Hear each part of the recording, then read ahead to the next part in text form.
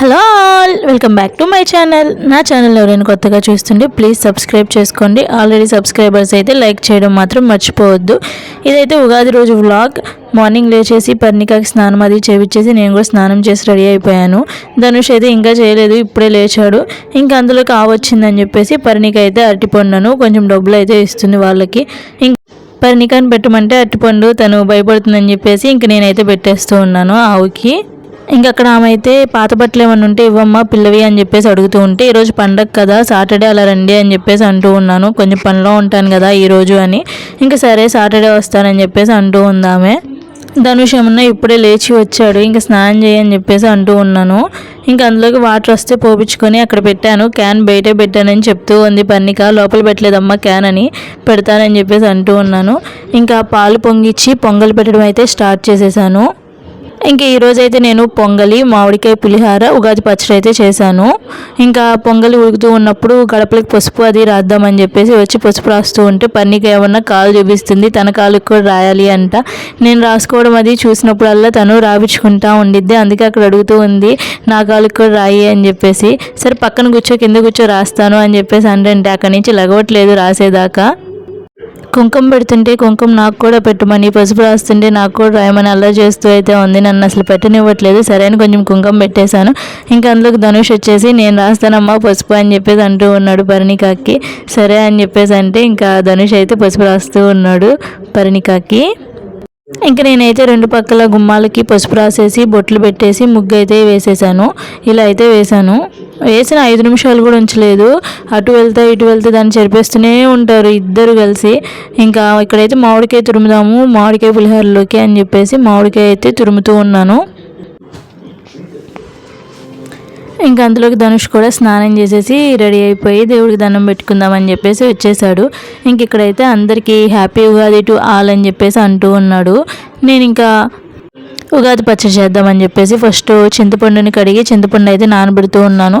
ఇంకా ధనుష్ ఏమన్నా పొంగల్లోకి బెల్లం అయితే కొట్టిస్తూ ఉన్నాడు. ధనుష్ మాత్రం చాలా హెల్ప్ చేస్తాడు నాకు. ఏదైనా ఫెస్టివల్ అప్పుడైనా కానీ ఎప్పుడైనా, అసలు ఫెస్టివల్ అనే కాదు ఇంట్లో పనులు కూడా చాలా హెల్ప్ చేస్తూ ఉంటాడు నాకు అన్నిటిల్లో. ఇక్కడైతే నేను పులిహార మామిడికాయ పులిహార చేస్తున్నా అన్నాను కదా, దానికోసం రైస్ అయితే ఆరబెడుతూ ఉన్నాడు. నెక్స్ట్ నేను ఆ రైస్ పులిహార కలుపుతూ ఉంటే ధనుష్ ఏమన్నా దేవుడి పటాలకి పూలు అవి పెడతా ఉన్నాడు. ఫస్ట్ నన్ను అడిగాడు ఎలా పెట్టాలమ్మా అని చెప్పేసి నేను చూపించాను. ఇంక తర్వాత నుంచి వాడు నేను పెడతాను, నువ్వు వెళ్ళి మిగతా పనులన్నీ కంప్లీట్ చేసుకుంటూ ఉండు అన్నాడు. నేను ఇక మిగతా పనులు చేసుకుంటూ ఉంటే ధనుష్ ఏమన్నా ఇలా దేవుడి పటాలన్నిటికీ పూలు పెట్టి డెకరేషన్ అయితే చేసేస్తూ ఉన్నాడు. పొంగల్ చేయడం అయితే అయిపోయింది. పొంగల్ చేసేటప్పుడు కొంచెం పచ్చని పప్పు అయితే వేసుకుంటాను. కందిపప్పు కానీ పచ్చని పప్పు అయితే నేనైతే ఎక్కువ పచ్చని పప్పే వేస్తాను. ఇంకా పొంగల్ చేయడం అయిపోయిన తర్వాత పులిహార కోసం అని చెప్పేసి తాలింపు అయితే పెట్టేస్తూ ఉన్నాను.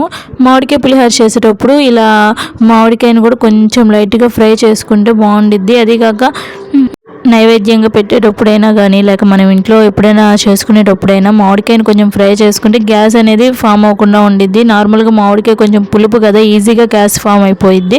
లైట్గా అలా ఫ్రై చేసుకున్నామంటే గ్యాస్ అనేది ఫామ్ అవ్వకుండా ఉండిద్ది. ఇంకా నెక్స్ట్ ఇక్కడైతే మామిడికాయ పులిహార కలిపేస్తూ ఉన్నాను. పొంగలి పులిహార చేయడం అయితే అయిపోయింది. ఇంకా దీపారాజన చేసిన తర్వాత ఉగాది పచ్చడి అయితే చేయాలి. ఇంకా దీపారాజన అయితే చేస్తూ ఉన్నాను.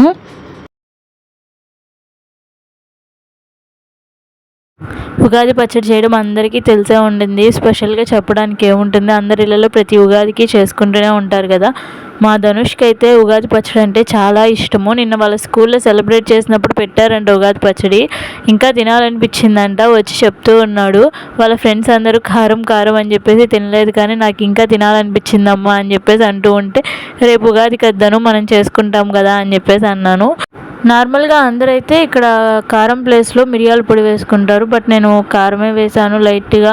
మిరియాల పొడి వేస్తే ధనుష్ వాళ్ళు తినరని చెప్పేసి లైట్గా కారమే వేసాను. ఇంకా సాల్ట్ కానీ కల్లుప్పు కానీ వేసుకోవచ్చు.